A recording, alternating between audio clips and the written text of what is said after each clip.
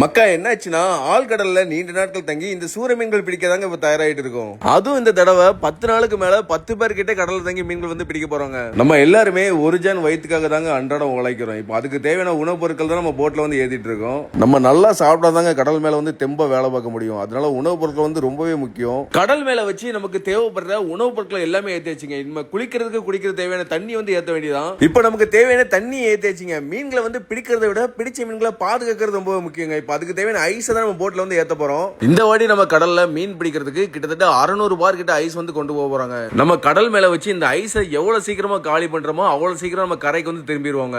ஏன்னா நம்ம பிடிக்கிற மீன்களை பாதுகாக்கிறதுல இந்த ஐஸ்க்கு வந்து ரொம்ப முக்கிய பங்கு இருக்குதுங்க. அப்புறம் நம்ம போட்டுக்கு தேவையான அளவு டீசல் ஏத்திட்டு எல்லாத்துக்கும் பாய் சொல்லிட்டு அப்படியே கடலுக்கு மீன் பிடிக்க கிளம்ப வேண்டியதாங்க. எப்போதும் கான்பிடண்டா இருங்க மக்கா, நல்லதே நடக்கும். அப்புறம் அப்படியே போன் எடுத்து நம்ம தேடுற உறவினர்கள், நண்பர்கள், வெல்விசஸ் எல்லாத்துக்கும் ஒரு பாய் சொல்லிட்டு அப்படியே கனத்த இதயத்துல அந்த கடலுக்கு போயிட்டு வர கிட்டத்தட்ட 1 மாசம் ஆயிரும். டவர்லாம் கிடைக்காதுன்னு சொல்லிட்டு அப்படியே போனை கட் பண்ணிட்டு அப்படியே போக வேண்டியதாங்க. இதோட நம்ம மனைவி குழந்தைகள்கிட்ட பேச முடியாது, பார்க்க முடியாது அப்படின்னு நினைக்கும் போது ரொம்பவே கஷ்டம் தாங்க இருக்கும். ஆனா கரைக்கு வரும்போது ஒரு சந்தோஷம் கிடைக்கும் பாருங்க, அதுக்கு அளவே கிடையாதுங்க. நம்ம தூத்துக்குடி தருவை குளத்துல இருந்து மீன் பிடிக்க போறனால எப்பவுமே இந்த தீவுகள் அப்புறம் இந்த கப்பல் ஆர்பார் இதெல்லாமே கடந்து தாங்க போவோம். அப்புறம் அப்படியே போயிட்டு இருக்க போது நம்ம இந்தியன் கோஸ்ட் கார்டு வெசல் ஒன்று போயிட்டு இருக்கு பாருங்க.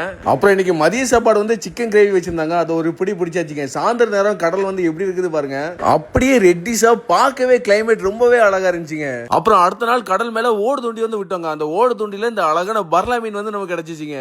ஆழ்கடல்ல நாங்க பிடிக்கிற மீன்களே ரொம்பவே அழகான மீன் அது இந்த பர்லா மீன் தாங்க. அப்புறம் நம்ம கடல்ல வலை விடுறதுக்கான இடத்த தேடி போயிட்டு இருக்கும்போது மழையுமே பெய்ய ஆரம்பிச்சிட்டுங்க. சுத்தி இன்னைக்கு கிளைமேட் வந்து எப்படி இருக்குது பாருங்க. இப்ப கொஞ்சம் மழை வந்து லைட்டா பெய்யற மாதிரி தான் இருக்கு. கிட்டத்தட்ட நம்ம வலை விட்டுருக்கான இந்த இடத்துக்கு வர 4 நாள் ஆயிட்டுங்க.